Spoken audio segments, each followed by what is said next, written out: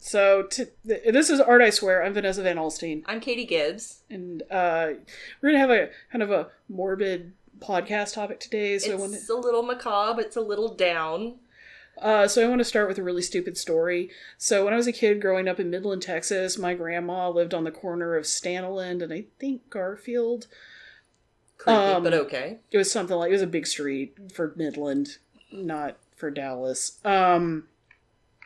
Behind her was a cement wall, and behind that cement wall for several years was Herman, the English sheepdog. Aw, Herman! If you don't know what an English sheepdog is, if you've ever seen like the Shaggy DA... Oh, please just Google it. They're so sweet, and they're just huge, moppy fluff balls of love. Huge. Yeah, and that was pretty much Herman, and Herman could like stand on his back legs and stick his head up over the fence, and if he saw you, you had to love Herman because Herman could hop that fence.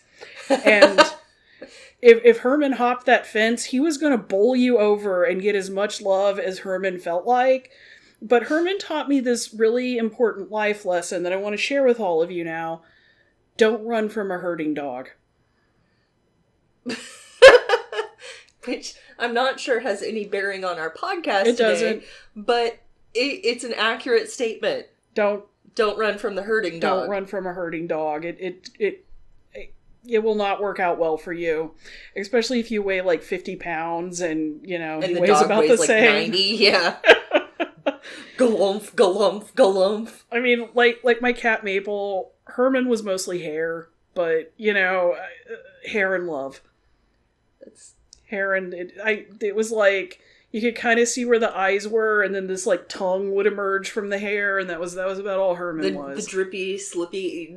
Yeah, hair and love. So today's podcast topic is we're gonna cover the Oakland fire today. Yeah, which if you haven't heard about this last week, I should have written down the exact date, but a warehouse in Oakland, which is a suburb of San Francisco, caught on fire during a rave, and the body total at this point is 36. They don't think they're going to find more people in the fire. And of course, so for the non-art people, these DIY or kind of decrepit artist spaces are, I think, a question. Like, I hear a lot of people, why would you go in there in the first place? Why would these people squat? What's going on with that? And we wanted to discuss, I think what we're going to do here is we're going to do an overview of how the fire happened, and then we're going to start moving into a discussion on artist living space and why artists are and creatives are kind of forced into this kind of shit housing. Pardon my language, I'm sorry. I know this is a PG-13 thing, but that's your one. If you use 2, Jesus is going to get mad and you're going to be in trouble. It's Christmas time. Jesus doesn't get mad. Jesus is mad about the 1. Because it's Christmas and it's his birthday and there's no cussing on Jesus' birthday. Do we really want to go into that right now? No. Okay. So we're going to talk about how this problem happened in the United States. Because this is a problem in the United States and third world countries. Welcome to the free nation. How you can fix it. I will say that. We're gonna, Well, how you can help address the problem. Yeah. I don't know that we can fix it, but we can make it better. Oh, my boyfriend Mouse the cat just showed up. Hey, baby. My Oreo cookie kitty lover. That's my cat. No, that's my cat. His name is not Mouse. That is my cat, and stop making out with my cat. It's disturbing. He loves the little head kisses. That's right, you can love your pet, just don't love. He came your out to pet. see me. By the way, her friend Melissa is over because it's been a wonderful time of year for getting fired. Apparently, Laid off. Christmas, laid off. Christmas brings out the layoffs and. So, hey, anyone who's still listening, if you happen to have extra jobs just like lying around, I got laid off last month. That's part of the reason we've been a little delayed in recording because I didn't take it very well. That and her child got all of the upper respiratories. Yeah, and Thanksgiving, and then my child got sick, and then clowns and balloons. But her friend got laid off too, so... Well, she's my friend too, but, she's here for moral support, so if you hear giggling or talking, or you're like, what is that? Or barking. Or the screaming of someone being... mutilated. Yeah. Just ignore it. That's just life here at the Gibbs household. So... And I think we're being kind of glib here because... It's a really dark topic. This is a dark topic. So we're trying to bring it up as much as we can right now, because once we get into this... It's really horribly depressing, and I want to make sure that you understand we're not being glib about the fire or the deaths or anything to do with that. We are just trying not to depress you. Or ourselves. It's a... Yeah, humor's a coping mechanism. It's a great one. So... This is at least 36 people have died. The oldest one, I think, is around our age in their mid-30s. 30s, yeah. The youngest one was a 17-year-old kid who sounds like he was very bright and had a... He was in the Pacific Boys Choir, something like that. Which is why he was at a rave. Wanted to study computers and technology or something like that. Which, right on top of Silicon Valley, not real shocking. And some of the people that died in this were tech innovators. Because...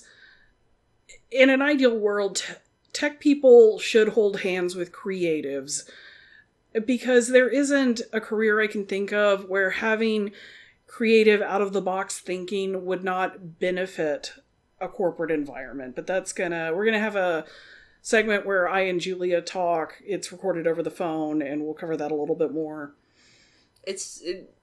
We wanted to do a full interview with Julia. She's had some problems come up.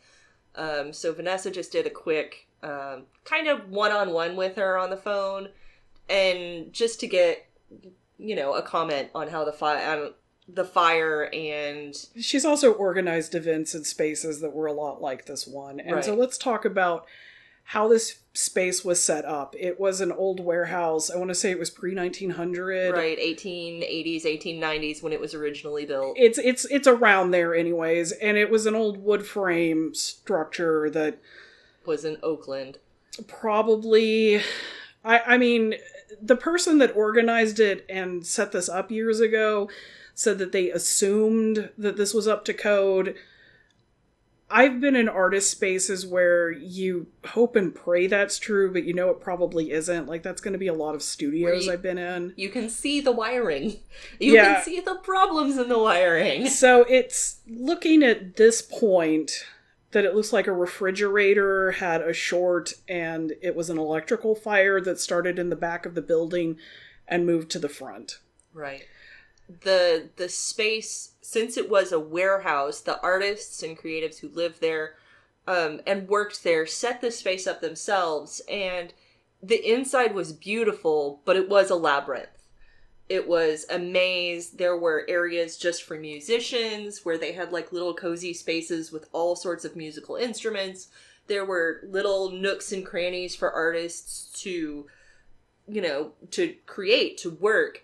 And have some privacy. And little bits of privacy, but there wasn't any uniformity in the interior at all.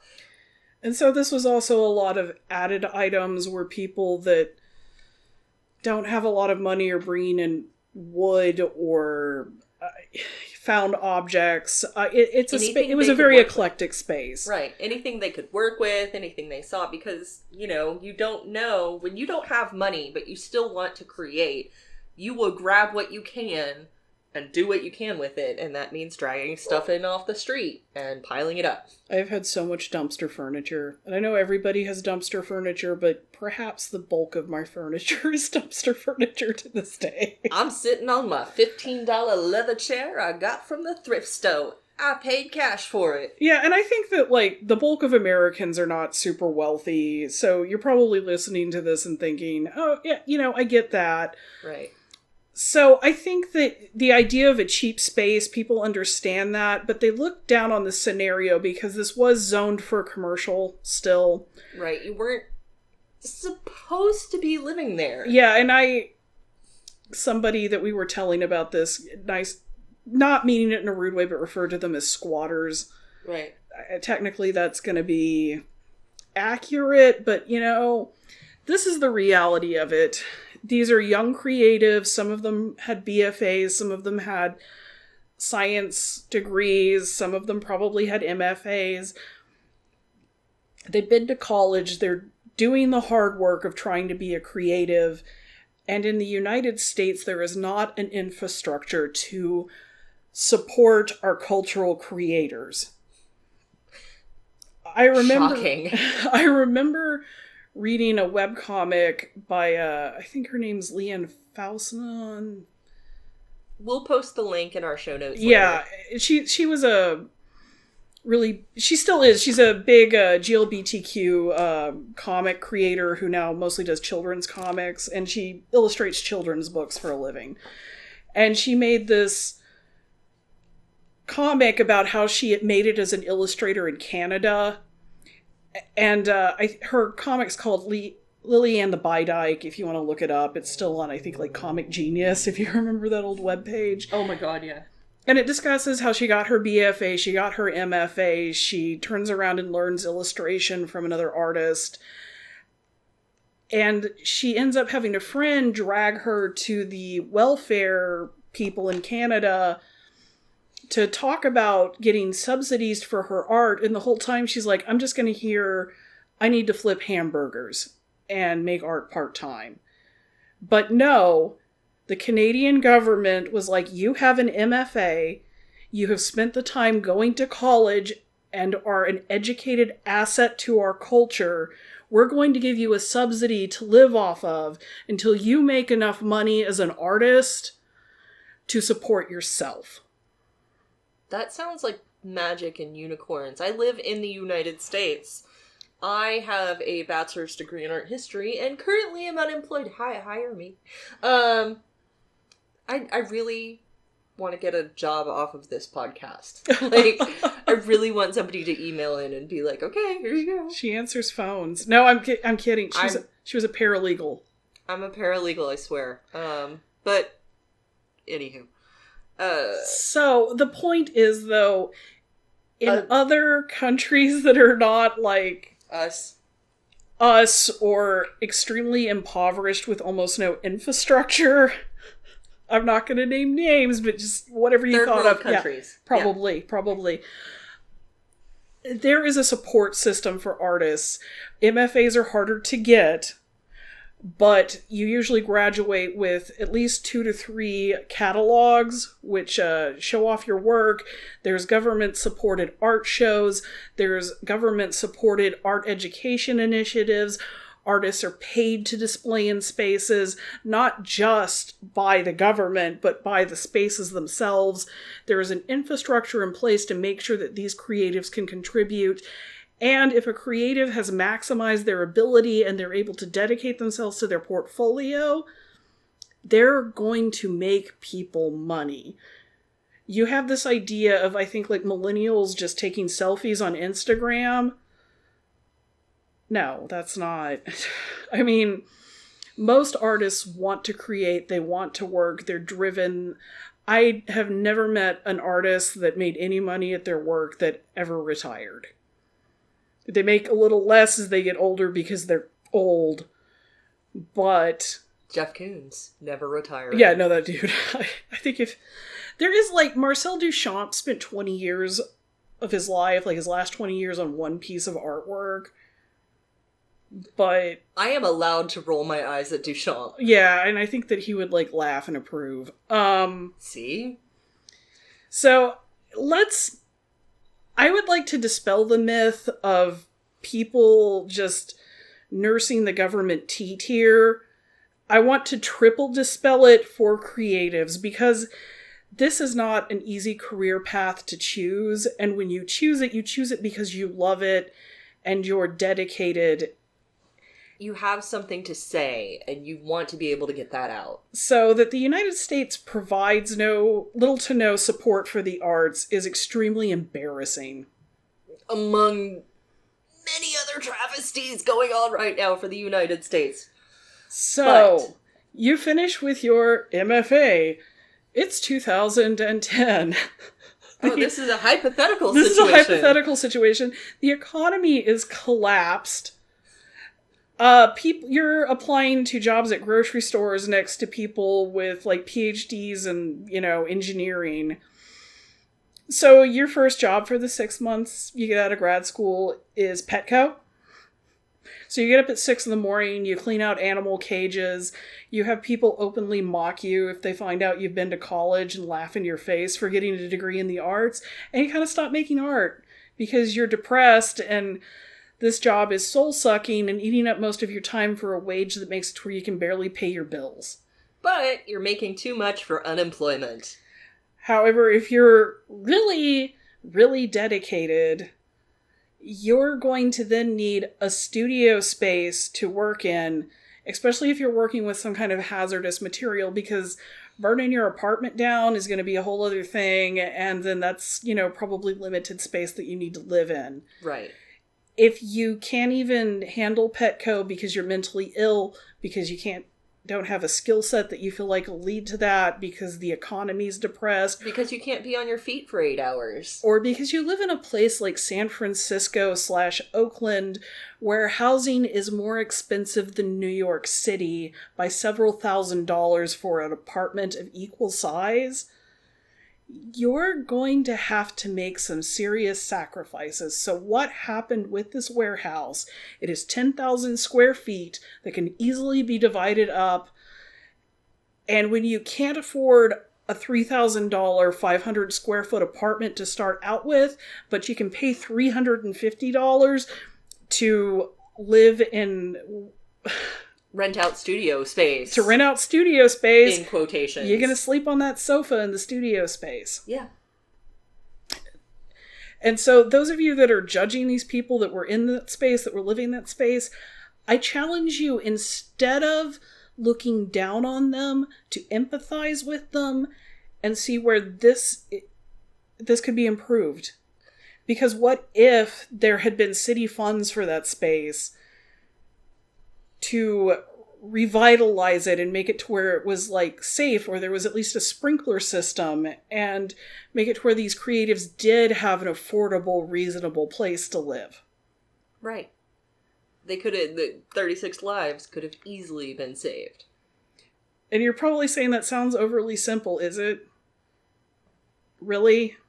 It's like I was watching something last night on the problem we're having, I think it was in Adams Ruins Everything, on the problem with the homeless population and how the system where you feed them, give them drug counseling, and then put them back on the street doesn't work because they're still homeless. The thing that really helps with homelessness, giving somebody a home. What? Yeah, just... This even like a tiny house, they didn't have a home and an address where they can get a job from. It's Occam's razor. The simplest solution is what works the best here. And look, there's thousands of cities across America right now are having budgetary crises. Yeah, we can't all move to Detroit and squat in a $10,000 house with, no hope of employment whatsoever. And let in the drinking water. Yay. That was Flint, but yeah. Nope, it's all of Michigan now. I've just decided, there's no proof, but I'm never drinking water from Michigan. That would explain some of my in-laws. Anyways, maybe my husband. No, I love my him. My stepfather. So we probably sound a little preachy here, and I'm sorry. I've been in these spaces, though. I have been to them as well, if I could speak. I once visited an artist studio where I had to call him from the outside so that he could unchain and move aside the plywood door so that I could get in. You win. And he had, ramps set up to keep animals from getting into his painting area. It was like baby gates. Yeah, not ramps. Anyways. And... he just wanted to dedicate his time to full-time painting, so he found this... I don't know how he found this place. I think him and 3 other people paid $150 a month to live in, the center of the warehousing district of Dallas, and the building probably should have been condemned, but, there's always crappy landlords out there, and... people who overlook your code violations for the right time, money. And there has always been, especially since the 60s, and it really started in the 50s, this concept of counterculture where people want to live beyond the system.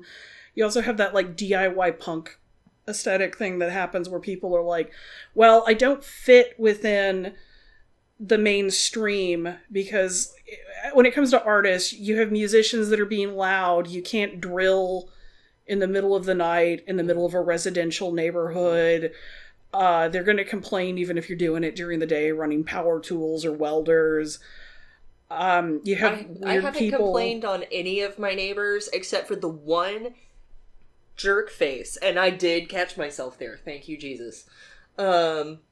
Somebody was getting their fence built behind me, and 2 a.m. they start waking up and hammering. At 2 o'clock in the gosh darn morning, hammering on their fence. I'm in the middle of suburbia. I am going to come out and murder you in the face. Exactly. So a lot of artists having their studio or their studio and living space, it's not viable in a residential neighborhood, in a place that's zoned for people. So these zoning requirements that are supposed to keep us safe in a lot of ways hurt creatives. So this concept rose up of like, well, we'll find the scummy landlord that doesn't care and then just live under the radar. And I'm not saying it's right or wrong, but that's part of like the counterculture movement, which if you're going to be a weirdo artist who's not going to make a lot of money and who's going to kind of have to live on the fringe just out of necessity because of poverty, why not just embrace the whole thing? And we're not just talking about visual arts here either. There's music and dancers and blah, blah, blah. Right, blah, writers, any number of things that people have to... The point here is there are really horrific sacrifices to your lifestyle that have to be made for people who want to be creatives full-time. They have to make these sacrifices to make their work. And they shouldn't have to make these sacrifices. There should be a safe space that they can work. And ideally, or money to be, had. Right. So, like, imagine if we ended the war in Iraq and reinvested that in our people. And I'm not just saying creatives. Hello, education system. So, I know some of you are now going, oh, what about that NEA, that National Endowment for the Arts? I heard about that on the PBS. Oh, do not. Mm-mm.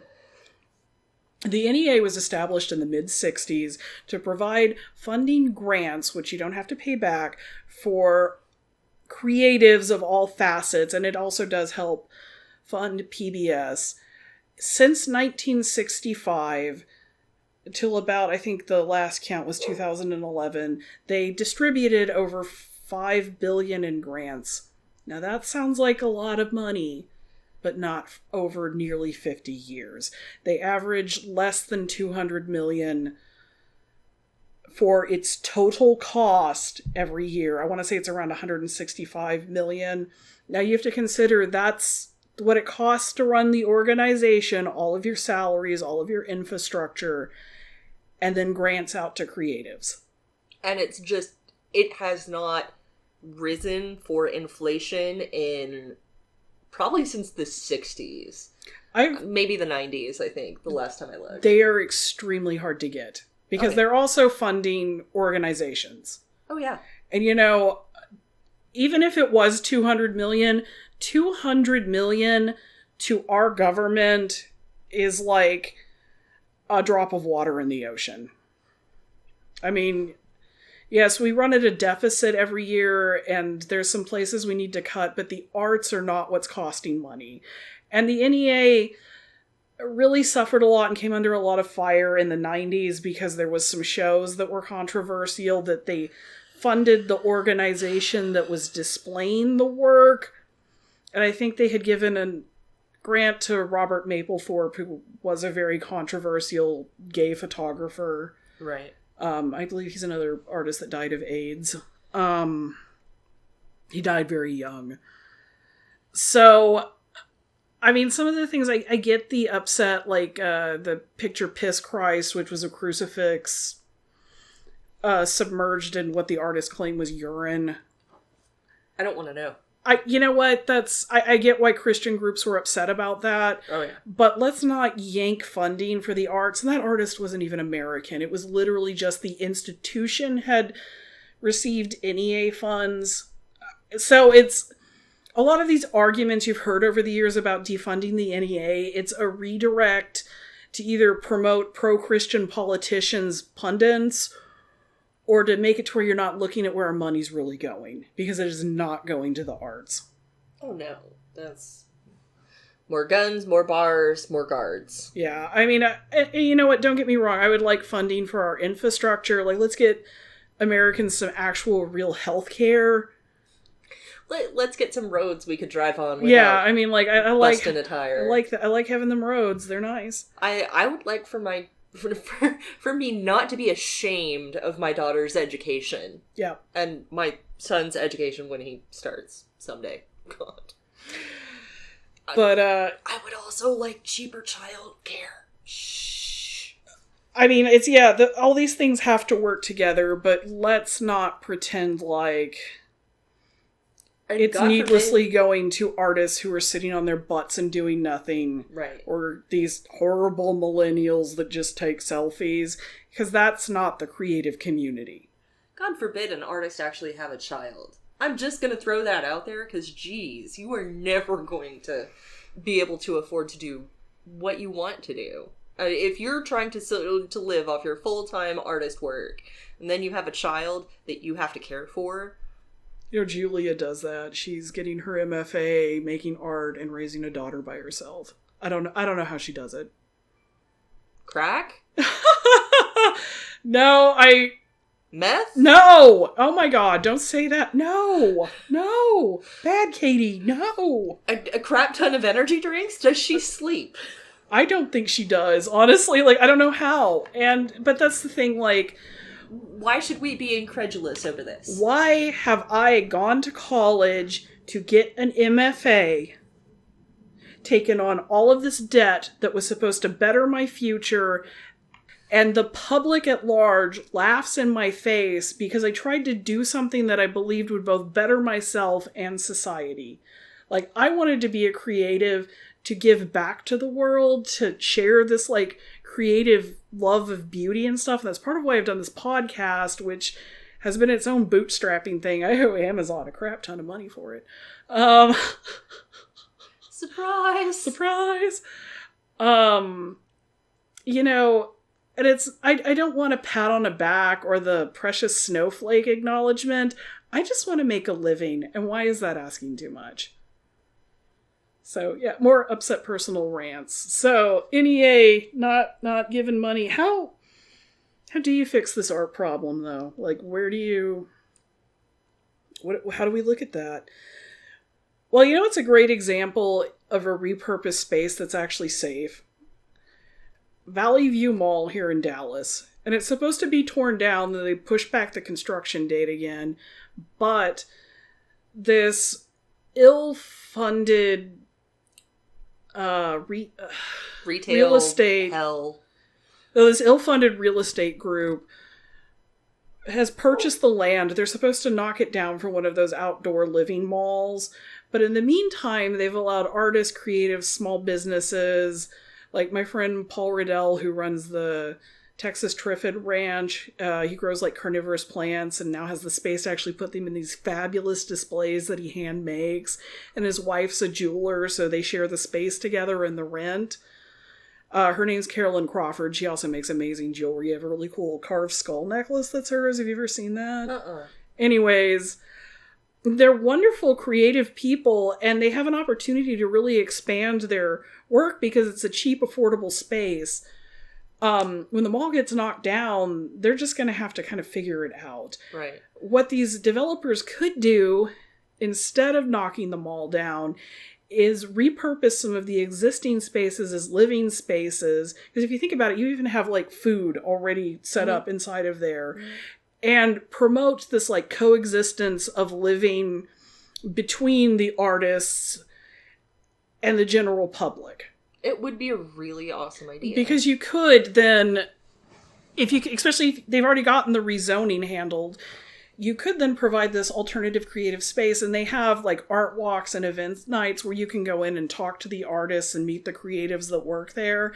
And this is an already existing piece of infrastructure that, with some like city or government funding or just the existing money that these real estate guys that have already raised, assuming I don't know how they've done it or if it's real secure, but this could help solidify Dallas as a legitimate and strong place for the arts. Which would be great. Yeah, and when you show up to those like art nights, especially because it's like, sheltered and you don't have to worry about the weather, even though the parking lot's gone to pot. It is this, like, you have this, like, just great atmosphere where, like, there's families and people from all over and different cultures just, like, talking and mixing and having fun. And that was actually, like, the real purpose of what a shopping mall was supposed to be. I'm going to point you at another Adam Ruins Everything episode he did about shopping malls that covers that really beautifully. Right. And there's spaces like this all over America right now that are not being used, that are just dead space. Yeah, and why should that warehouse in Oakland have rotted? Why should it have sat there empty rather than providing a safe living and working space for artists? Right. It's just the word safe is what never happened here. The assistant fire chief, I believe, tried to go in November 17th to inspect the area. Yeah, she's using quotes with the word inspect. And apparently, according to the source I read, I believe it was USA Today, couldn't get in.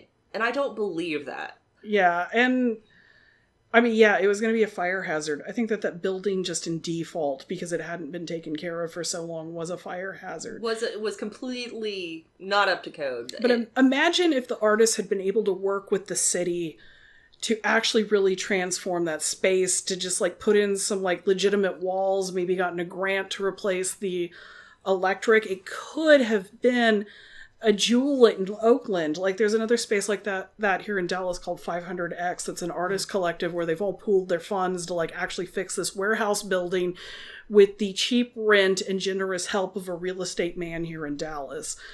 And look, it sounds like, well, the city should give us money. Well, the government should give us all this money.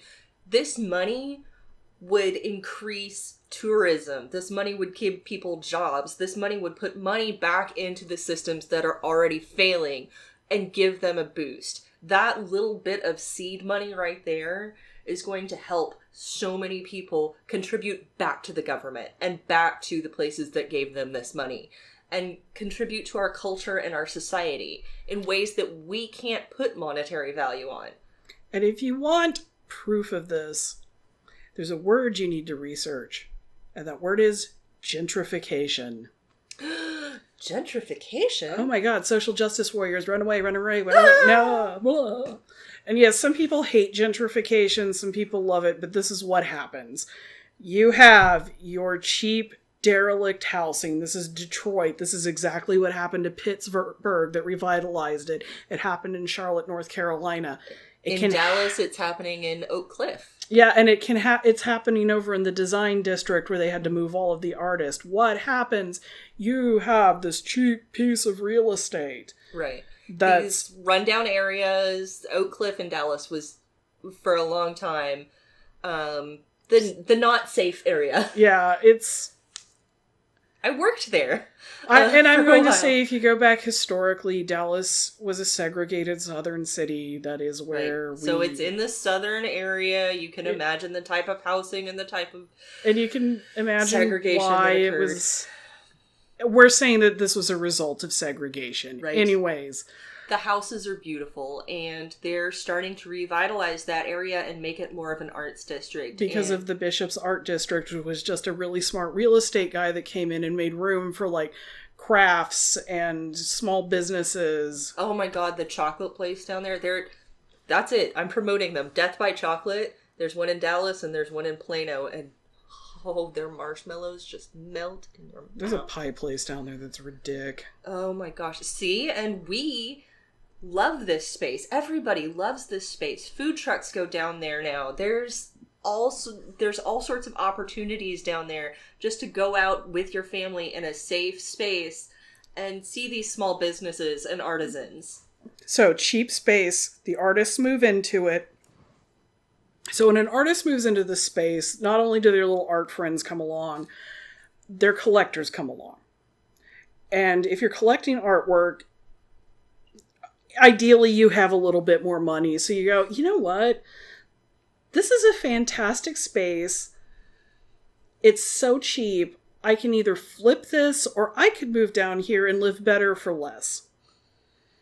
So the next step is people start moving in and fixing up the houses. What's unfortunate with gentrification is this tends to then push out poorer people of color. And that's where gentrification gets a lot of bad press, is because, like what happens with artists, we don't tend to consider where they're going to go. Right. And once gentrification, good lord, once gentrification begins, the housing prices start going up. Yeah, and it ends with a safe place that's kind of like the suburbs, where an artist could never afford to live. Right. But is now a shining, bragging jewel for the city. And they'll still tout the, like, creatives and art spaces long after they've been pushed out by, like, your Starbuckses and your Walmarts. Don't you denigrate my Starbucks. They are a massive corporate behemoth. And I love them. I know. You exist off of the turbano sugar and the fumes of caffeine. It's not a bad addiction. I am only now best friends with my favorite barista, and I go to her house once a week at least. I also will say that employed Miss Katie for a while, so only one of us is the, like, barista cliche. You can't see me, but I am not absolutely awkwardly not smiling. That. So that's about all that we really have to say. I mean, hopefully you've learned something here. If you're kind of wondering how the for-profit side of this looks, we do have a podcast on how galleries look. How galleries work. Yeah. How galleries work. They don't just look, they work. They work and they look. And I think that, adopting the Canadian model would benefit us tremendously. Healthcare, arts, all sorts of things. Yeah, feel free to argue with us in the comments section. We love it. Yeah, we love your likes and shares and emails. Also, before we flip over to the interview with Julia that I did here at the end, we want to mention our Christmas contest. Oh, I'm so excited for this. All right, kids. So I'm doing Christmas cards today. Today's December the 7th, I think. Yep. So it's Christmas card season, and I really don't. Whatever holiday you choose to celebrate right now, I'm not picky. I don't care. The first five people who email us with an address will get a Christmas card from us. It's just ArtIswear@gmail.com. Correct. And you just have to send us an address if you want your kooky aunt, Bernice, to freak out because some weird people sent her a Christmas card. Just send her address. We don't know who you are. You can stipulate if you want a funny card, a mean card, a loving and adorable card, or just a geek pop culture card, because I am loving mine this year. And we'll send it out to you. Just a little shout out for our friends. So like I said, the first 5 people, give us your name, give us an address. We will send it out. You want to send it to your ex and you want a bitchy card? We will send your ex a bitchy card. Yeah, and we'll totally, we'll mention at least first names and people who send us emails. Camel with sheep. Camel among sheep. You should do it. You're, best commenter. You get the best commenter award. It's a gold star right on your chest, and you're like, yay! Vanessa has her favorite commenter. I am my own favorite commenter. Me and the voices in my head. For reals. All right, so I'm going to cut into the interview now, and Katie, do you want to say something like goodbye or good night, Gracie? Good night, Gracie. All right. All right, guys. Our next podcast will be coming out soon. ish. But if we don't talk to you before the holidays, or you don't listen to us before the holidays, shame on you. And also have a good holiday. Stay safe. Don't set yourself on fire. Yourself. You can set other people on fire. Don't set other people on fire. Vanessa's just giving me the death glow. No. It's because we just talked about this, like, tragic warehouse. Oh my god. I have a friend whose mother died because she drove her riding lawnmower over a mud puddle with a electric cord going through it. And, she told me, she's like, after the first 5 people I told it to, I had to have a witty comeback to them just saying it's shocking and not thinking about it.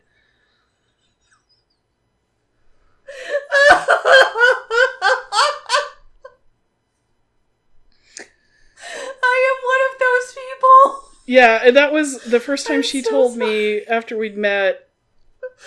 My response was, that's shocking. And then I'm like, oh my god, what did I say? What have I done? And that's just, Katie just had one of those moments. So. Okay, look, I know we're closing out, and I'm sorry, I have to give you this anecdote. We just mentioned I used to work for a coffee company. Before Starbucks, it was CC's Coffee, and I was a closer and an opener. I was swing shift. I could work whatever they needed. There was a kid there who lived kind of near me, that had just started. I'd been there for a year, and he needed rides, and he would bum rides off of me in my tiny little 1990 Geo Metro, which we may have mentioned before. Cricket. I loved that car. She loved Cricket. You could lift it with 3 men, and me inside. We did that once. I'm pretty sure that's how I spent a weekend, anyways. Yeah, buddy. Anywho, so the kid would call me, but he wouldn't give me advance warning.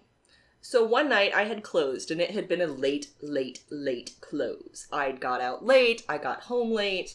I think I got home by 2, and it was all the coffee because we had to do inventory or something. So at 4 o'clock in the morning, this ding calls me and says he needs a ride. And I was not awake, so I was like, I can't drive you. And he's like, well, how am I supposed to get to work? And I said, hop, and I hung up the phone. After I woke up later, circa 10 a.m., I realized that the poor kid that I had just told to hop to work actually only had 1 leg. He had a fake leg. I told the 1-legged kid to hop to work in my sleep-induced bitchiness. And I didn't even think about it. So I actually had to drive my ass to work to apologize to this kid in person because I'm a dick. So, that's shocking. There's your anecdote, and now we're going to transfer into the Julia interview. I apologize. Yeah, just go back to thinking about Herman molesting your face with his giant shepherd dog tongue, and here comes Julia.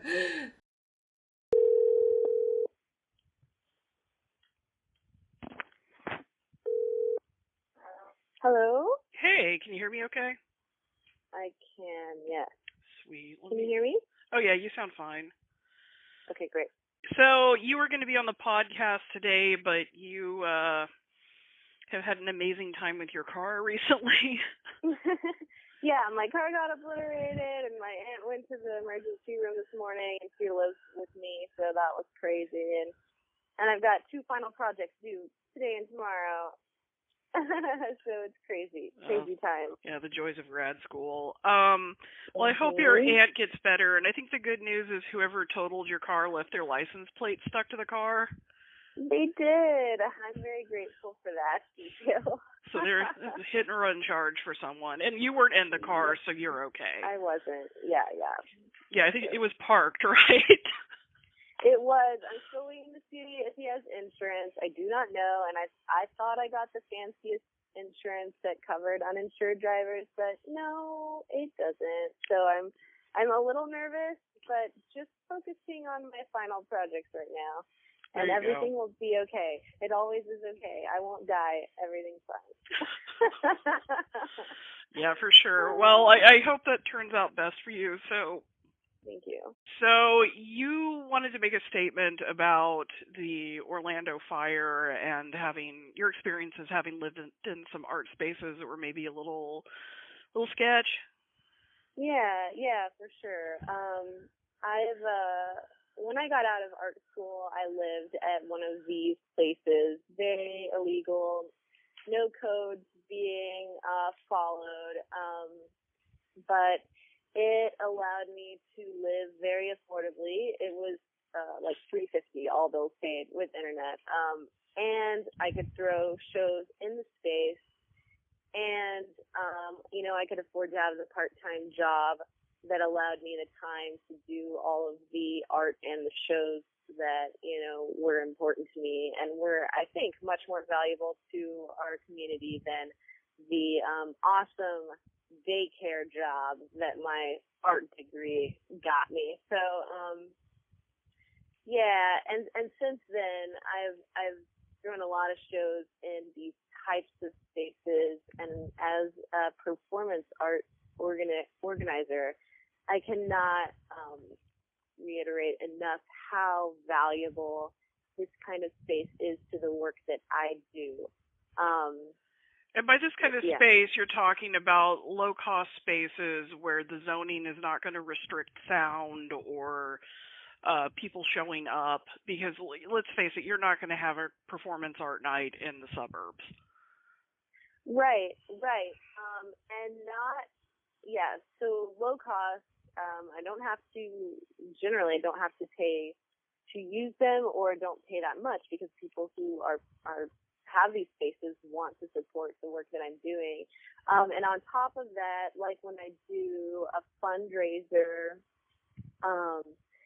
if we have like a donation bar or something, my organization is able to, I use the term organization loosely, but my organization is able to keep the money that we make running a bar, rather than a bar making money off of us. And like, so for example, that's the difference between making $200 off a show at a bar who like lets me keep some of the door, versus running a bar myself and making $1,300 in the same night, with the same amount of effort and work from the artist.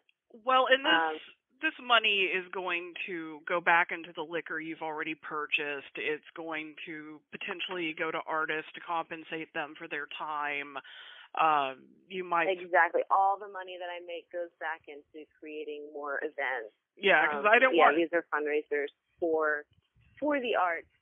And just to give a glimpse, like we had a show at a more legitimate studio space, and they're following all the codes, being very safe. They required us to have security for $200 and a $500 insurance policy, and that was $700 of like being on the safe side, which is what for-profit, companies have to do. But $700 to an art organization, I mean, I can't tell you how huge it is. Like I said, one night, 20 artists putting on a fundraiser at one of these spaces, we make $1,300. And if we're paying $700, to put on a more legitimate event, and that $700 goes towards, making a safe choice, it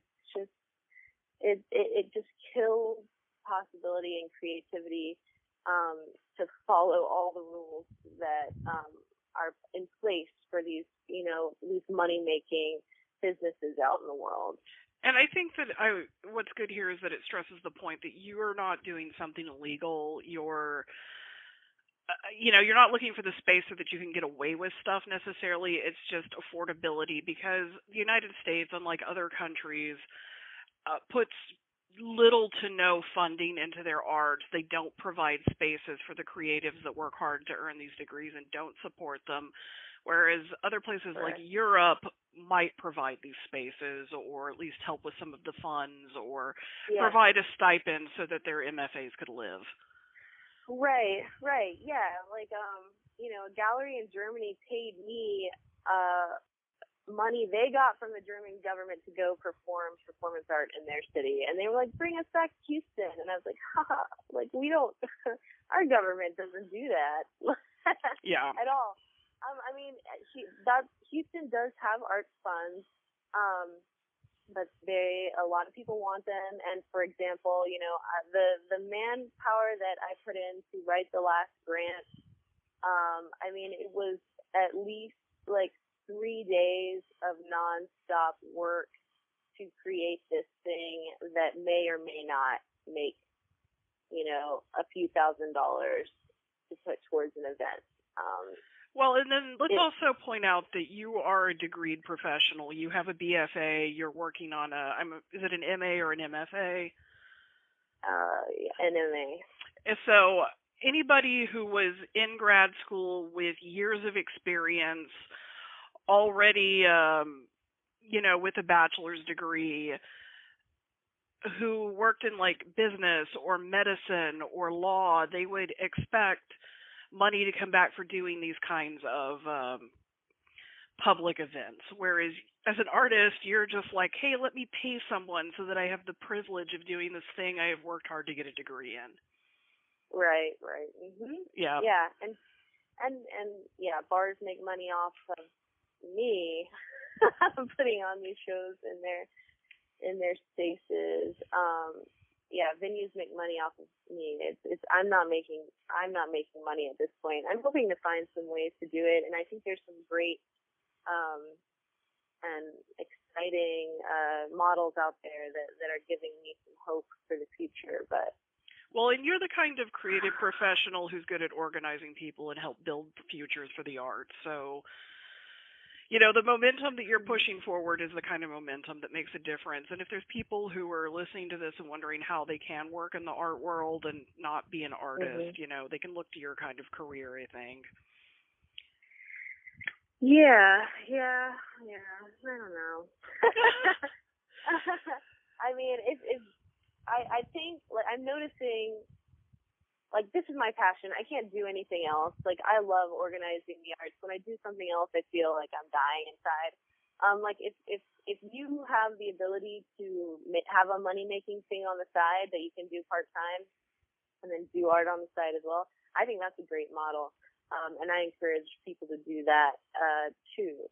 But if you want to make money in the arts, I don't know if getting your MA in arts administration is the best way to go unless you're, very creative and motivated and looking for new ways to figure that out.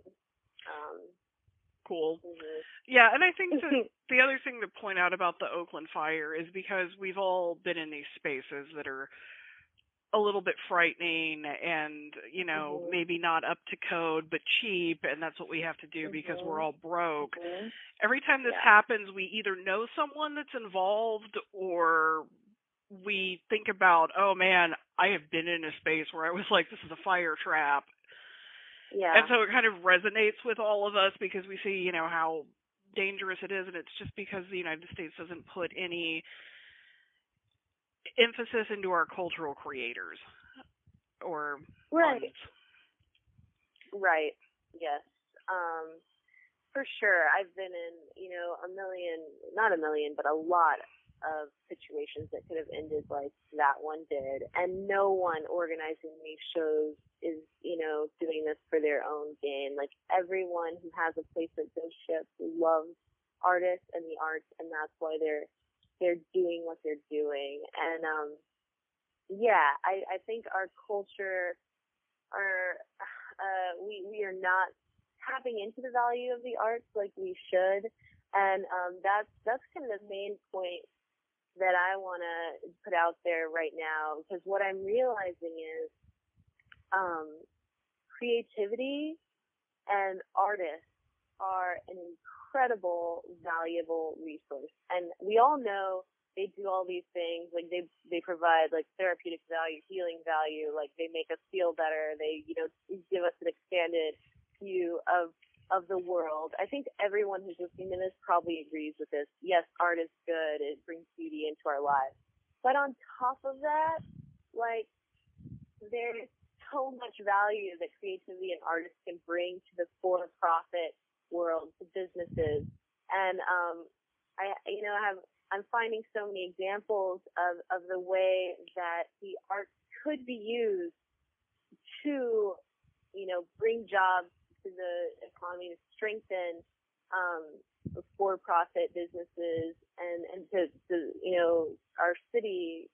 It could do great things for our city, and I'm in Houston, so. Well, and the arts do lead into innovation as well. Like, I'm thinking about my friend Dr. Carissa Terranova's book, Art is Organism, which covers Maholi Nagy and how his use of light affected not only art, but how we view the sciences and, like, civil engineering, and how these people would work with artists to find new ways to present science to people. And it's a really well done book. She's the master of the 50-cent word, but if you can afford the $100 to throw down to get the book, I recommend it.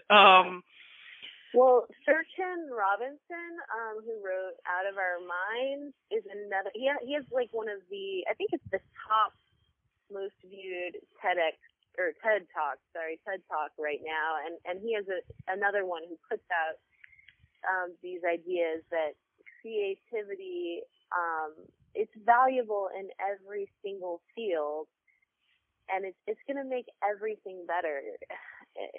And it astounds me that, people who do want to make money out there aren't tapping in on this. Yeah, imagine if and there's so many innovations in the corporate world now, like intelligent play, where people like spend some time like basically kind of playing like kids as their brains open up and they think in different perspectives. And like, imagine if we bring that into jobs that have technical creativity, like engineers or programmers or people that have to think in these abstract manners. They think like artists in a lot of ways. They just don't necessarily have the drive or technical skills. So having someone that's creative that can help them like look beyond and into these realms that they might not consider, I think is a major asset. And to make it loop back to these spaces that, like the Oakland one, since we don't have places for the arts to work and collaborate, we kind of have to build them for ourselves. And since we put no value in paying artists, this is what happens. Right. Yeah, and another, just real quick, a couple of examples of amazing profitable examples of creativity, like bringing in money. Houston Methodist has an amazing arts program. They're bringing in all this music, and they've got full-time pianists hired to play and constantly in the hospital. And this is actually turning into more money coming into their hospital, because when patients rate their hospital, it turns into more funding. And on top of that, they've got all these art classes offered for their employees, and they've got amazing art contests constantly going on for their employees. Their halls are filled with the photographs of the surgeons and the doctors and the nurses, making it one of the most popular places to work. It's won awards for that. They're not having as high a turnover as other people. People are excited to work there. They're having better lives because they've got creative writing classes, etc. And also Free Press Summerfest and Day for Night happening in Houston. Free Press Summerfest 2012 brought in $12 million into our local economy.